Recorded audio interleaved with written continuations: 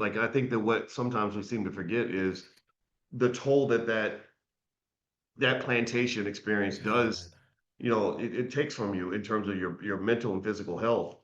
You're not sleeping as much. You don't have time to work out and go to the gym. I've seen you. You're in good shape. You and I pump iron, but I don't know if I don't do as much as Errol. Errol's like rock solid. This man can be a bodybuilder, and I know that takes time, right? It takes self-care takes time. Yep. And the thing about the corporate plantation is they don't care about you. They care about themselves. They do their self-care at your expense. So they end up with a big pile of money from your labor and you're depleted, you're drained. They're taking something from you, not just your money or the money you could be making, but they're taking your time, they're taking your energy, they're taking your attention. And so to me, what I really want everybody to notice that I'm listening here is that it's not just the financial side of it. And believe me, Errol ain't broke.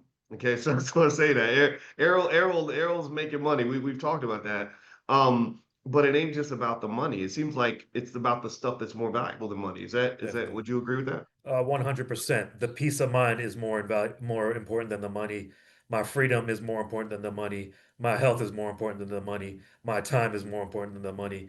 The people on my network are more important than the money. So I got the money out of the way so I can focus on the more important things. Wow. I really like that. What I found was it's really funny. You're one of the few people that I've talked to who said out loud the part that I've always thought internally, but I don't say it because it probably sounds weird, which is like literally when people ask me, are you really mad that Syracuse University didn't want you the way that they should have? I was kind of seen as like sort of the radical black man because I was into all this pro-black stuff, and that doesn't do very well in academia, just to be honest. And I say, no, actually, not only am I not mad at them, but I'm so grateful that they didn't see my worth. I'm so grateful they didn't discover my value because I had, and the problem was not them not seeing my value. See, we'll get mad. We'll say, "Oh, you don't see my worth. You don't see how important I am. I'm a good, smart black man, and I'm qualified, and you don't see it. What's wrong with you?" Right? But it's like, here's the problem. The problem is not that they don't see your worth. The problem is that you don't see your worth. Yeah. Like because if I had seen my worth, if I had a crystal ball at 25, and somebody said, "This is your worth, boys. This is who you are. This is your destiny, man.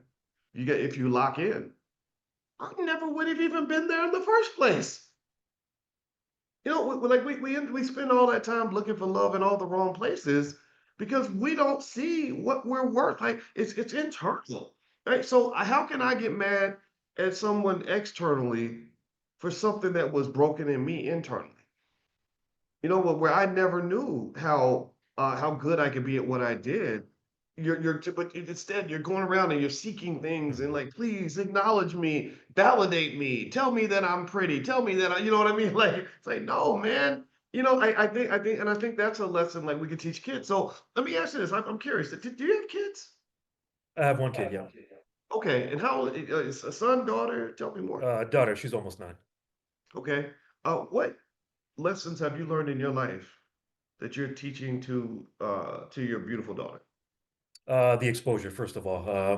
A lot of us, the only thing we were exposed to as a youngster was shine up your resume real shiny and go send out 4,000 of them. Hopefully somebody calls you back. So we're not, that's going to be maybe 99th on the make money list.